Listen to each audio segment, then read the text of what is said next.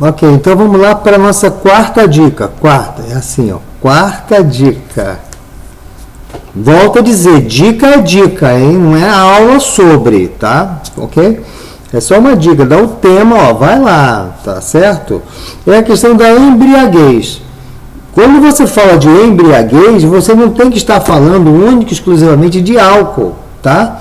Você tem que estar falando sobre qualquer substância ingerida, inalada, né, ou aplicada, que faça com que o seu caráter de entender o fato fique comprometido ou não.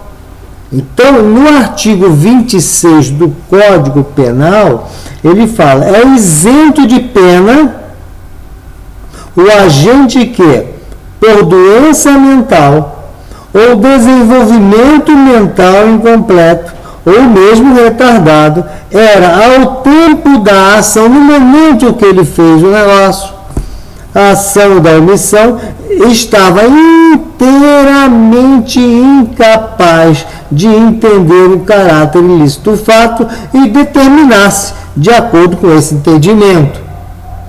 Então, ele cometeu alguma coisa por ação ou por omissão, mas ele não tinha a menor condição de entender o caráter do que estava fazendo. Então, neste caso, eu diria que ele é um inimputável e por isso ele é isento de pena. Ao contrário, se ele se embriagou, seja por álcool ou qualquer outra medicação, outra bebida, que lhe faça desentender-se completamente do caráter ilícito, mas ele não estava totalmente, alguma coisa ele estava sacando do que estava fazendo.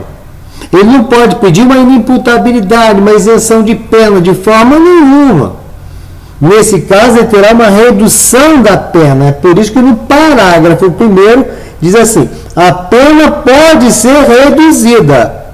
Aí diz lá, de 1/3 a 2/3, se o quê? Se o agente, em virtude de uma perturbação da saúde mental ou por um desenvolvimento mental incompleto ou retardado, não era inteiramente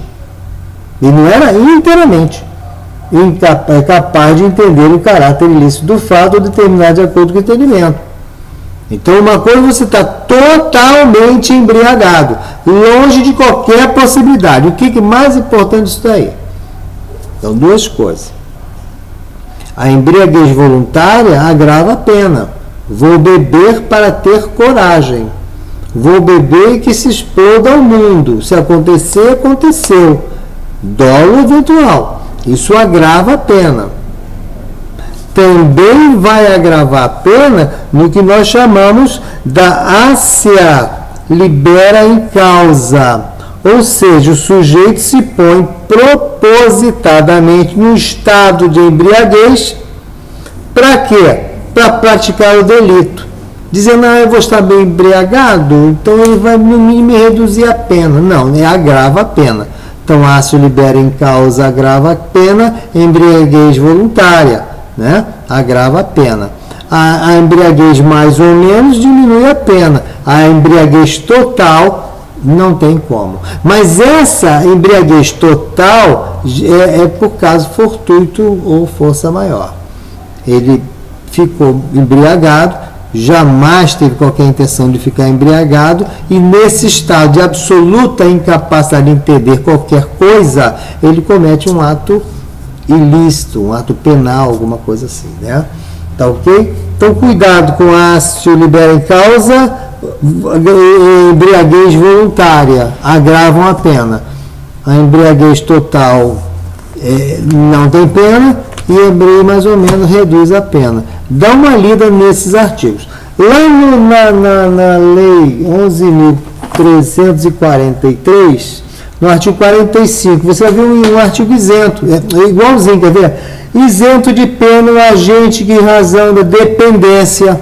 Aí estão falando daqueles dependentes de drogas, né? Ou sob o efeito proveniente de caso fortuito força maior, de droga era o tempo da ação da omissão, qualquer que tenha sido a infração penal praticada, inteiramente incapaz de entender o caráter ilícito do fato, determinado de acordo com esse entendimento. Esse é isento de pena, exatamente igual ao artigo 26, né? Ok. No 46 também, na lei de drogas, 11.343, diz assim, as penas também podem ser reduzidas quando de 1/3 a 2/3, se por força de circunstâncias previstas no 45, né?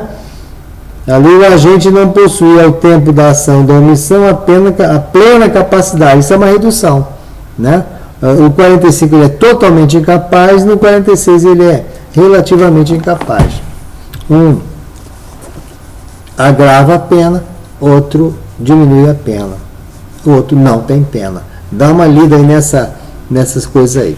Sobre a questão emocional, psicológica, então só lembrar um pequeno detalhezinho rápido, tá?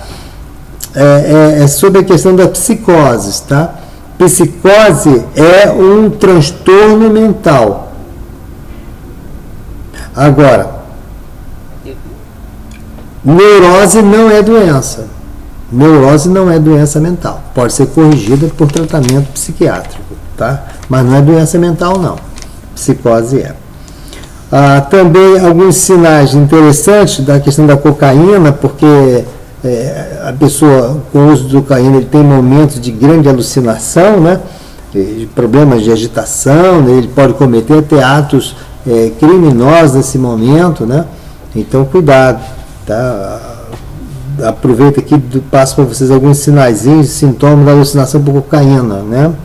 Que é aquele olho vermelho, né? As pupilas ficam dilatadas, chama-se midríase, né? Tem uma sudorese, você na necrópsia, quando ele morre, você vê pó no nariz, uma agitação psicomotora muito grande, tem um curso do pensamento acelerado, alucinações auditivas, visuais, amnésia, perda da memória. Então, veja que um cara cocainado, ele pode estar dentro desse padrão aí, de não estar inteiramente incapaz de entender o caráter ilícito do fato. Mas se ele cheirou cocaína para ficar liberado de pena ou reduzida a sua pena, você está no ácio e libera em causa. Nesse caso, tem agravamento da pena dele. Entendeu? Eu acho que é um tema legal. Dá uma dica, dá uma olhadinha nisso aí que parece que é um bom tema para cair no concurso. Tá bem? Mais ou menos assim. Então, essa foi a 4ª dica, né? Aguenta um pouquinho aí que eu vou vir com a 5ª dica para você.